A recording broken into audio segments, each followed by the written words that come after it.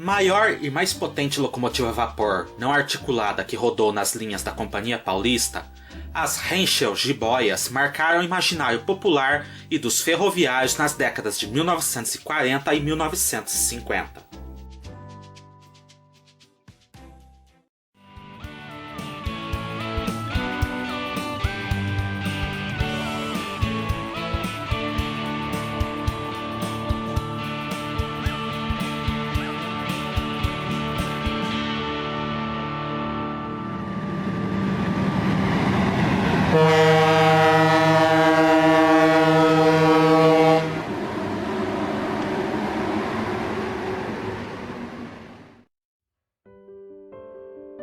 E aí pessoal, tudo bem? Este vídeo foi uma sugestão de nosso inscrito Brasil Imperial.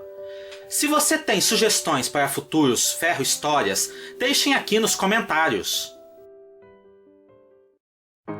Embora a Companhia Paulista de Estradas de Ferro já tivesse definido, na primeira metade da década de 1930, que realizaria uma completa retificação em seus ramais de Jaú, Dois Córregos e Bauru, visando torná-los uma única linha em bitola larga eletrificada que seguiria posteriormente pelos ramais de Agudos e Tupã, a empresa ainda tinha necessidade de adquirir locomotivas a vapor mais novas e potentes para uso na bitola métrica na região, enquanto as obras não fossem realizadas.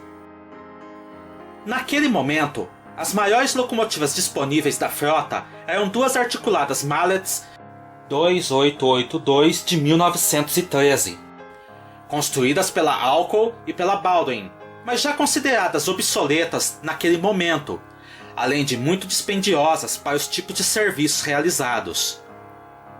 Por isso mesmo, a CPF optou por adquirir locomotivas comuns não articuladas, mas muito mais potentes que as já em uso e muito mais modernas. Por isso mesmo, no início de 1935, a Paulista realiza encomenda de 4 unidades com rodagem 410-2 junto à firma alemã Reicher & Soll, uma das maiores e mais respeitadas fabricantes de locomotivas da Europa, e que naquele momento estava obtendo relativo sucesso junto às ferrovias brasileiras.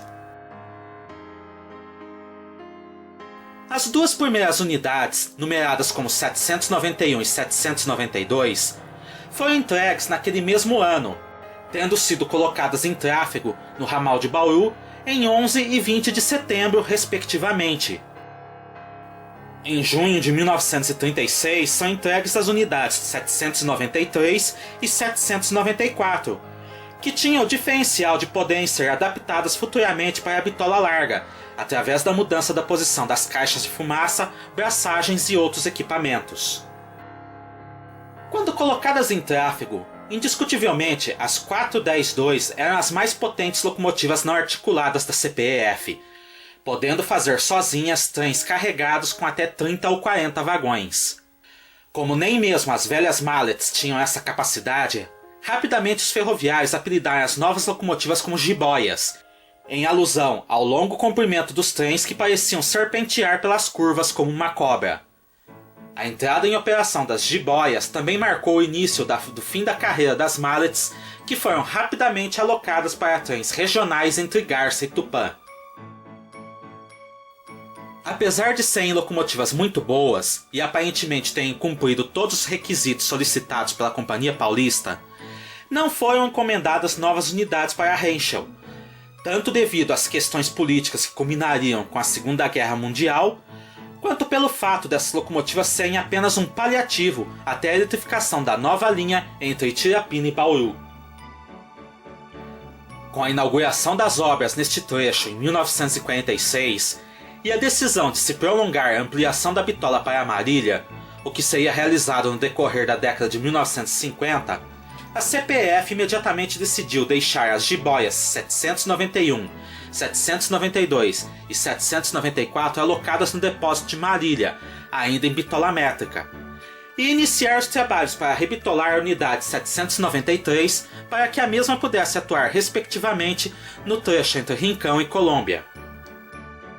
Renumerada como 193, a locomotiva foi entregue de volta para tráfego em 1948, fazendo especialmente os trens de gado entre Barretos e Rincão, e às vezes chegando até Araraquara ou São Carlos. Com o aumento nesse tipo de serviços, em 1952 foi alugada uma Garrett 462 mais 264 da Estrada de Ferro Santos Jundiaí, que operou por alguns meses junto com a Jiboia 193 no transporte de gado vivo e frigorificados entre Barretos e Araraquara. Mas com a ampliação da bitola no agora chamado Tronco Oeste, alcançando Tupã, a Paulista já havia decidido que a unidade 794 também seria rebitolada para atuar junto com sua irmã.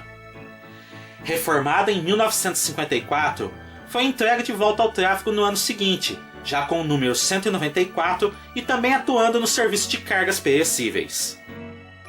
Segundo antigos ferroviários contam, as jiboias rebitoladas se deram muito bem nesse tipo de serviço, e a única locomotiva elétrica disponível que podiam rebocar a mesma lotação de cargas feita por uma 410-2 eram as russas, sendo comum que essa troca de locomotivas ocorresse em Rincão, Araraquara ou mesmo em São Carlos. Mas com o rápido processo de dieselização das linhas da CPEF, bem como o encerramento das operações de bitola métrica no Tronco Oeste em 1958, a história operacional das 4 jiboias começava a chegar ao seu final. As unidades 791 e 792 foram sucateadas provavelmente no início da década de 1960, enquanto as unidades 193 e 194 passaram a ser usadas apenas como máquinas de auxílio, quando não havia nenhuma locomotiva diesel disponível. Em 1971, quando da criação da FEPASA, apenas a unidade 193 ainda existia e se encontrava em condições operacionais, tendo passado para o patrimônio da nova empresa, mas realmente ela nunca foi operada pela ferrovia estatal. De fato, aparentemente desde 1960 ela não era acesa, tendo sido encostada na fila da morte de Jundiaí para aguardar seu destino.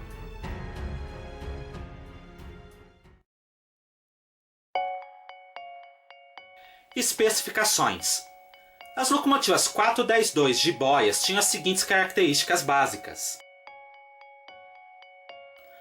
Fabricadas pela Renshaw & Son com números de série 22.777 e 22.778 para as unidades de 1935 e 23.994 a 23.995 para as unidades de 1936. 21.709 mm de comprimento total nas unidades de 1935, 23.080 mm de comprimento total nas unidades de 1936, e ambos os lotes com 3.950 mm de altura e 3.130 mm de largura. Peso total de 145 toneladas nas unidades de 1935 e 154 toneladas nas unidades de 1936, ambas com 78 toneladas de peso aderente e esforço de tração de 23 toneladas. Superfície de aquecimento de 286 metros quadrados, pressão máxima de 200 libras, grelhas tipo fixas. Tender com capacidade para 17 metros cúbicos de água, 16 metros cúbicos de lenha e 8,2 metros cúbicos de carvão nas unidades de 1935. E 18 metros cúbicos de água, 20 metros cúbicos de lenha e 10,5 metros cúbicos de carvão nas unidades de 1936. Freio vapor nas locomotivas e freio a vácuo Westinghouse para os trens. Engates automáticos AAR, com mandíbulas furadas para uso de pino e manilha, com curto uso do sistema gancho e amortecedores na unidade 193. Após ficar anos abandonada na linha da morte das oficinas de Jundiaí, a jiboia 193 foi anunciada em leilão no dia 2 de abril de 1977, junto com outras locomotivas elétricas antigas já desativadas e uma locomotiva diesel. Como ela havia sido a última locomotiva a vapor baixada do inventário da FEPASA, apenas alguns meses antes, houve muito interesse da imprensa em cobrir o que seriam os últimos momentos da história dessa locomotiva incrível. Além disso, como a 193 estava em boas condições, apesar dos anos de abandono, A FEPASA acreditava até mesmo que a unidade poderia ser vendida para particulares interessados em sua caldeira, ou mesmo prefeituras interessadas em preservar a locomotiva como monumento. No entanto, no dia do leilão, o presidente da empresa, Walter Pedro Bodini, atendeu à solicitação dos funcionários da ferrovia e anunciou a desistência da venda da jiboia como sucata. Cerca de 3 anos depois, a jiboia 193, junto com as Alco PA2 6601 e 6602 e a Metropolitan Vickers 6331, foram transladadas das oficinas de Jundiaí para a fábrica da Soma, em Sumaré, São Paulo. Não há informações concretas do motivo para esta decisão, mas aparentemente a ideia é restaurar esse material rodante para que o mesmo fosse exposto no Museu Barão de Mauá, localizado nas oficinas da FEPASA em Jundiaí. Se era realmente por este motivo ou não, o fato é que este material nunca foi recuperado, tendo ficado abandonado por mais de 20 anos no terreno da Soma. Quando esta empresa faliu e seu espólio foi leiloado, a Vickers 6331 e a jiboia 193 foram adquiridas pelo Museu da Tecnologia de São Paulo, sendo transportadas para a capital e tendo sua restauração cosmética iniciada. No final do ano 2000, a jiboia 193 foi entregue e restaurada para exibição pública, embora sem seu tender original. Entretanto, no ano seguinte o Museu da Tecnologia de São Paulo foi fechado, e durante vários meses não se sabia qual seria o destino final de seu acervo. Felizmente, as locomotivas, aeronaves e veículos automotivos foram transferidos para o Espaço Catavento, também na capital, onde se encontram até hoje.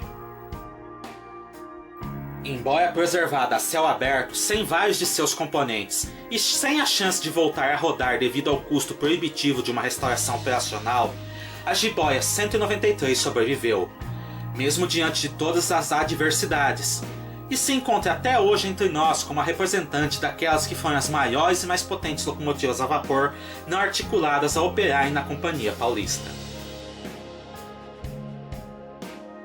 E essa foi a história das Henschel 410-2 jiboias. Cliquem no gostei, se inscrevam no canal e ativem as notificações para fortalecerem nossas atividades e não perderem nenhum novo vídeo. Até a próxima!